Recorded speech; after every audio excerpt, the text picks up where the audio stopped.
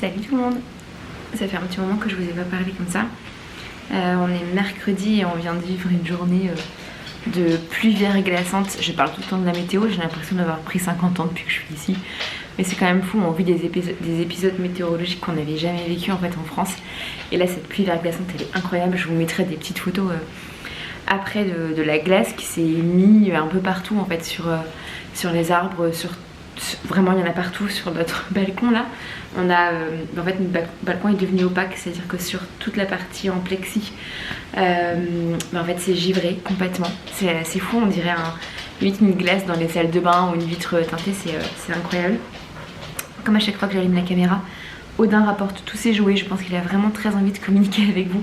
C'est assez drôle, mais vraiment c'est systématique. Voilà, il entend le scratch de ma protection d'appareil et la petite musique, enfin le petit bruit que ça fait quand je l'allume et ça y est il est là. Donc c'est très très drôle, il va très bien. On commence, bon, à part aujourd'hui avec cet épisode qui nous rappelle que le printemps n'est toujours pas là et que l'hiver n'est toujours pas terminé.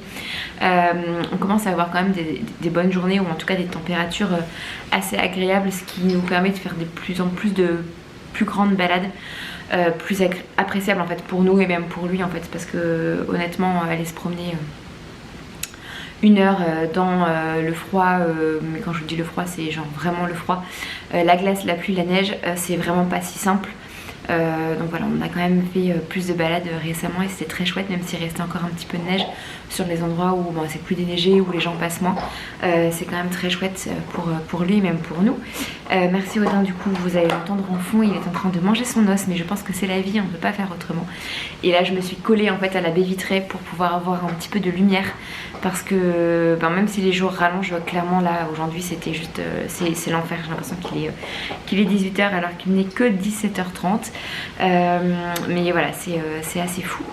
Quoi de neuf par ici? Ce matin j'ai repris l'entraînement aussi. Ça fait partie des choses que j'avais complètement laissé tomber parce que c'était trop dur en fait de me lever le matin pour aller m'entraîner. En fait j'ai décidé de me reprendre parce que j'aimais beaucoup l'énergie, l'état physique que j'avais quand je m'entraînais tous les jours.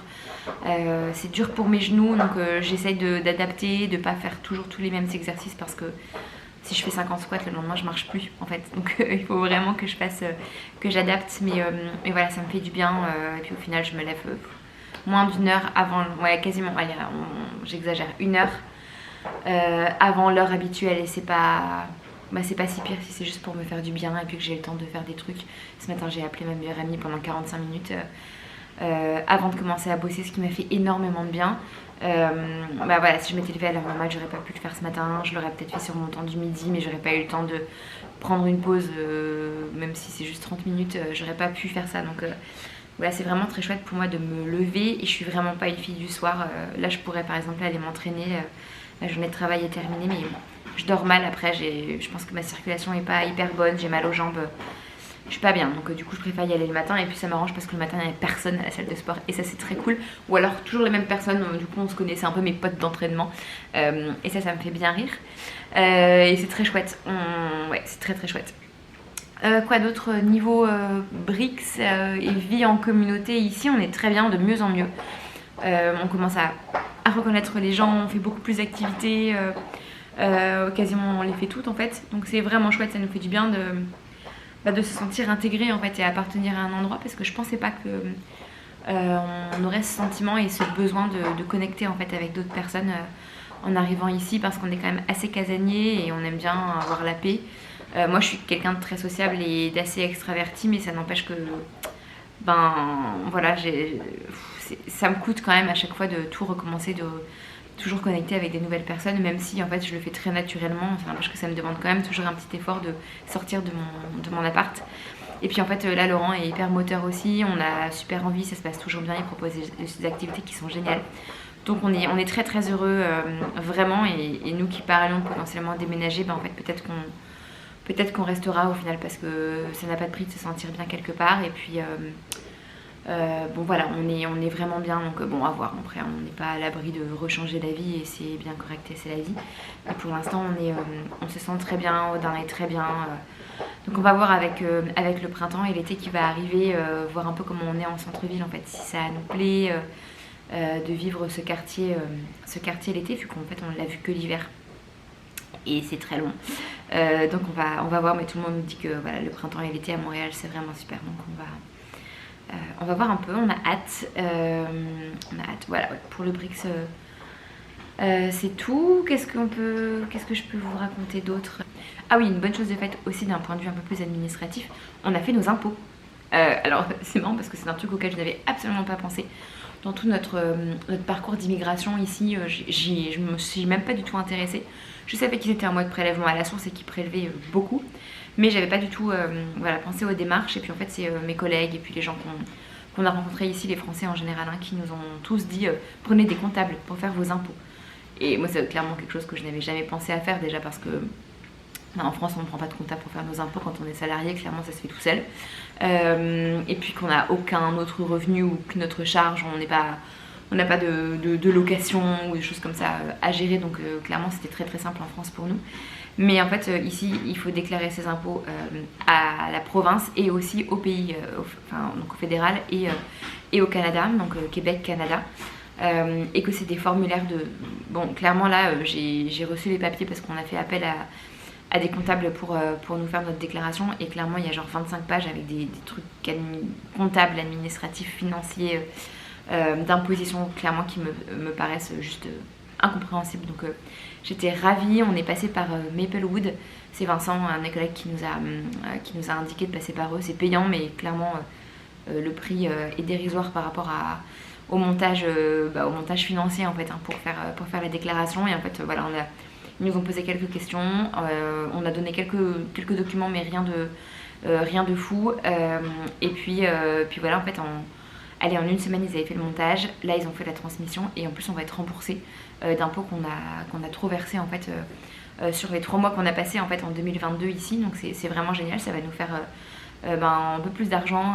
C'est très chouette qu'on va pouvoir que je vais utiliser pour la France, mais qu'on pourrait aussi voilà, garder, épargner pour notre avenir, ou pour des petits plaisirs, des week-ends, des choses comme ça, des activités en plus voilà, des rentrées d'argent qu'on peut avoir là au quotidien. Donc c'est très très chouette et une bonne chose de fait, et clairement je le recommande à tout le monde, juste pour la charge mentale que ça représente. C'est juste génial de ne pas devoir le faire et de ne pas le faire soi-même. Voilà, ça c'est vraiment chouette. Sinon, question niveau boulot, écoutez, j'en suis un peu toujours au même point. Je me pose toujours un peu les mêmes questions de savoir est-ce que j'ai envie de continuer à faire ça, à faire ce métier toute ma vie. En tout cas pour l'instant, là je rêve clairement de faire une pause, en fait, de m'arrêter de travailler pendant quelques semaines, quelques mois, pour vraiment voilà, prendre le temps et puis profiter d'être ici, de créer du contenu, de me former, d'apprendre des trucs, de prendre des cours de cuisine, de vivre ma vie à fond ici, et de pas me sentir enfermée par ce devoir d'avoir un travail et la pression financière que ça représente. Et pour l'instant en fait on a quand même un loyer à payer, on va pas se mentir, donc du coup voilà, je ne peux pas m'arrêter de travailler à 100%, mais voilà, c'est quelque chose que je réfléchis tranquillement, de voir quelles seraient mes options. J'avais bien envisagé de passer à 4 jours semaine, mais voilà, ma boîte n'est pas forcément hyper chaude parce que la charge de travail ne le permet pas. Je le vois déjà, hein, je fais déjà plus que mes 75 heures par 2 semaines. Donc voilà, ça représenterait quand même pas mal de modifications et d'organisation. Donc c'est pas... en tout cas, ils n'encouragent pas forcément ça. Et puis ça engendre aussi une part financière, mais je suis bien correcte avec ça en fait.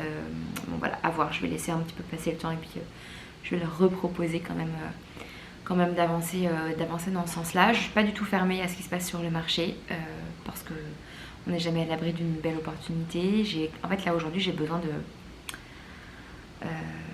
calme en fait. J'ai besoin d'enlever d'enlever un peu la tempête qu'il peut y avoir dans ma vie professionnelle, et d'être vraiment d'avoir un environnement dans lequel je me sens à ma place, sans tout remettre en question tout le temps, parce que c'est très fatigant de toujours faire ça. Voilà, donc je me pose des questions, mais rien de concret pour l'instant. Je prends le temps, on va pas faire la révolution non plus sur tous les aspects de notre vie. Donc c'est quand même voilà, quelque chose que je réfléchis, parce que je le sens, j'ai envie d'explorer d'autres choses en fait. Je m'éclate vraiment déjà à faire ces petites vidéos. Je voudrais en faire plus, je voudrais vous montrer plus de choses de ma vie ici. Je voudrais Voilà, pouvoir faire, avoir le temps et prendre le temps de faire plus. Donc voilà, on va voir, mais rien ne m'en empêche en fait. Donc je vais, voilà, petit à petit, je me mets en action avec ça.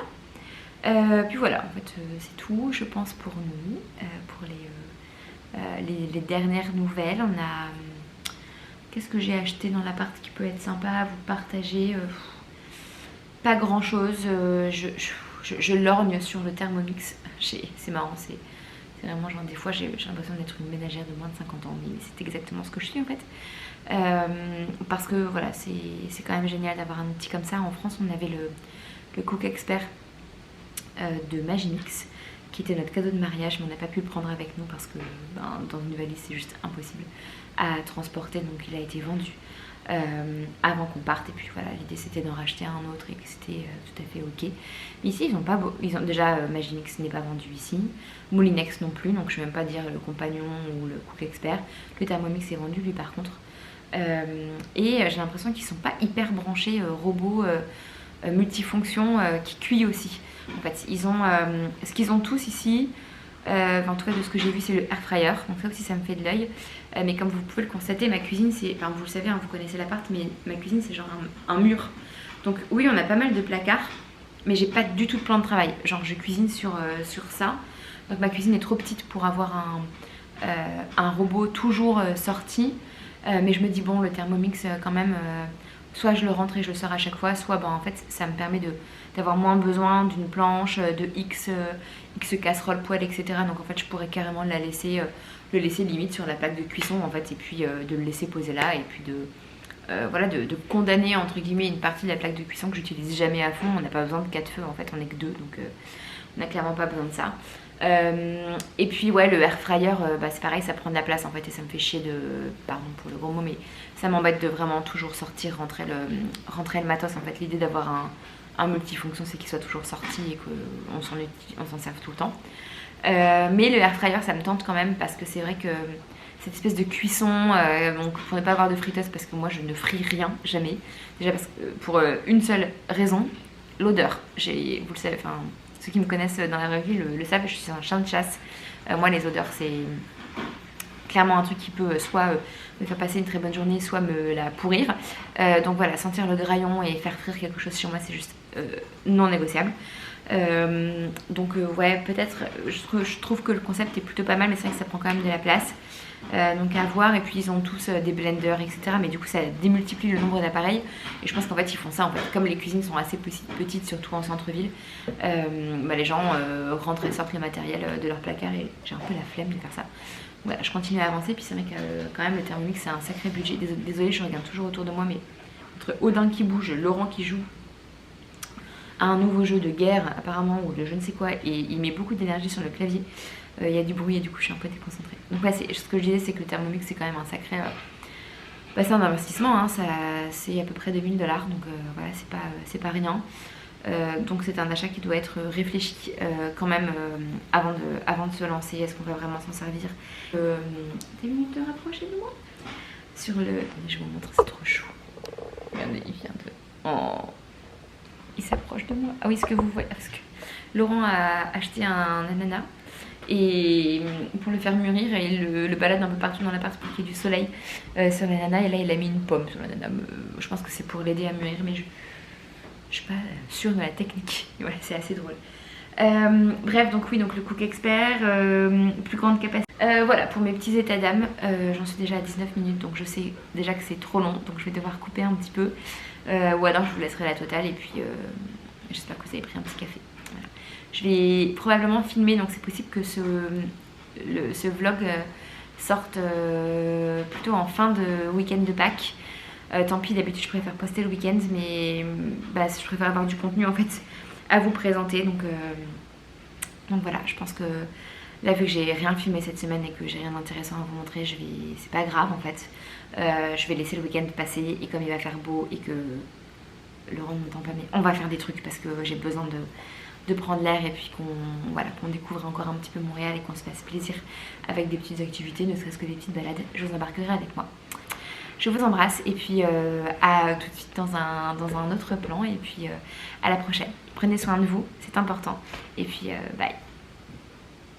Chose promis, chose due, je vous montre des photos de cet arbre qui était complètement recouvert de glace en fait au Brix, ainsi que les guirlandes. C'était vraiment fou. Moi, c'est juste un petit aperçu et je pense que vous avez eu l'occasion de voir aux infos en France à quel point Montréal avait été touché par cette pluie verglaçante et surtout les arbres qui sont tombés sur les rues, sur les voitures, etc. C'était assez impressionnant comme épisode. Ça faisait plusieurs années que c'était pas arrivé comme ça. Je vous laisse aussi avec quelques petites images d'un resto qu'on s'est fait vendredi soir avec Laurent qui s'appelle le Butterfly dans le vieux Montréal. C'était pas mal mais très cher et le service n'était pas top. Voilà, donc je recommande moyennement en tout cas. Et puis ensuite on a enchaîné en fait sur le week-end, comme je vous avais dit, on prévoyait des balades et on est allé se promener dans le Myland avec nos copains Pierre et Alexandra. Voilà, on a fait enfin une poutine à Poutineville. Donc moi j'avais pris la recette Générale Tao. Pas trop mal, mais vraiment, je suis désolée les gars, mais moi c'est la poutine, j'aime pas ça. Voilà, des frites trempées dans de la sauce, ça fait des frites molles. Et moi j'aime bien quand les frites sont croustillantes à l'extérieur et fondantes à l'intérieur. Peut-être que c'est parce que j'ai grandi avec les frites belges, c'est probablement pour ça. Je vous laisse ensuite avec des jolies images de nos balades, avec des jolies fresques. Franchement, le temps était vraiment génial. On a profité comme un petit air de vacances et de dépaysement alors qu'on était toujours à Montréal. Mais voilà, le Myland et le plateau, c'est des quartiers dans lesquels on va un petit peu moins parce que c'est moins près de chez nous. Mais au final, on a tout fait à pied, 13 km au compteur hier. Donc vraiment très très chouette. On a vraiment, on a super un peu bien profité. On s'est arrêté chez, vous allez voir un petit peu après, mais on s'est arrêté chez Saint-Viateur pour acheter des bagels qu'on adore. Et puis cette fois-ci, j'ai un petit peu filmé à l'intérieur. Donc je vous laisse là-dessus. Et puis en fait, ce que vous ne savez pas, c'est qu'avec Alex, on a une passion petite maison sur le plateau. Voilà, donc on passe notre temps à en chercher des mignonnes et à se dire ah c'est vraiment joli, mais vraiment c'est quand même pas super entretenu. Il faut que ce soit rénové parce qu'on sait que c'est mal isolé, etc. Mais voilà, on radote, mais on aime vraiment ça. Vous allez voir, on a pris plein de petites photos de belles maisons. Et puis on s'est arrêté chez Tommy, toujours avenue Mont-Royal. Vraiment, c'est une déco que j'adore. En fait, là, c'est un mix entre un Tommy et un resto italien. Vraiment très sympa. On allait boire notre café glacé pour moi, le latte glacé, dans le parc La Fontaine. Pour vraiment faire, je pense, comme tous les Montréalais. Mais alors, comme vous pouvez le constater, c'était vraiment très triste de voir tous ces arbres arrachés, ces branches tombées, etc. Vraiment, il y en avait partout, c'était assez fou. Passage oblige à la baignerie, une adresse qu'on adore. Vraiment, ces baignes sont excellentes. Il n'y a vraiment rien à dire. Vraiment, c'était super bon. Je vous montrerai après ce qu'on a pris. C'est pas évident de choisir. On a été raisonnable. On n'en a pris que 4 cette fois-ci. Mais vraiment, c'était très chouette. Puis bon, voilà, comme je vous disais, encore des jolies petites maisons. Je vous laisse apprécier. Celles-ci sont vraiment très très mignonnes.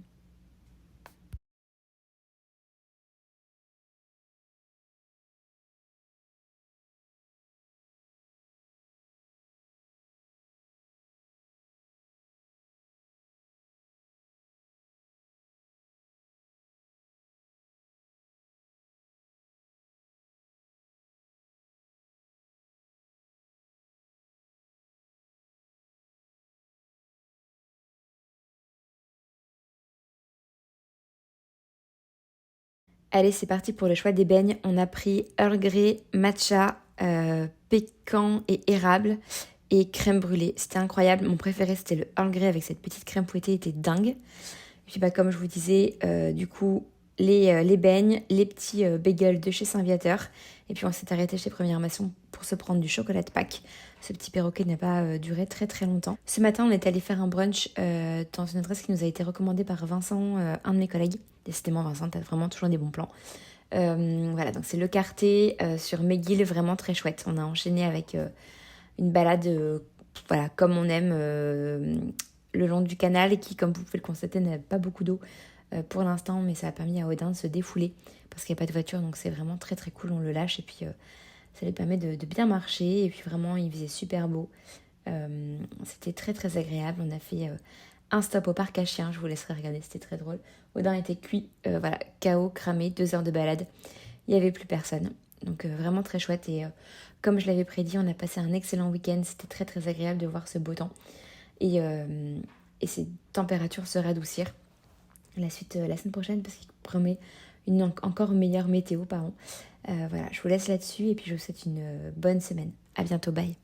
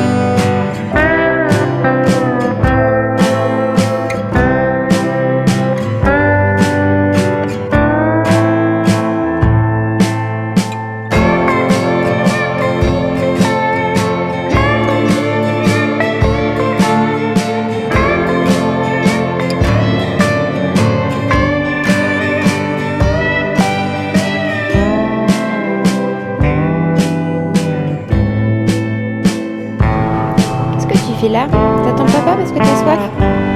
On va acheter une bouteille d'eau parce que t'as soif. Oui. Parce qu'on n'a pas pensé que t'aurais chaud comme ça. Après la balade. Oui. Mais tu pleures aussi à cause de la poussière.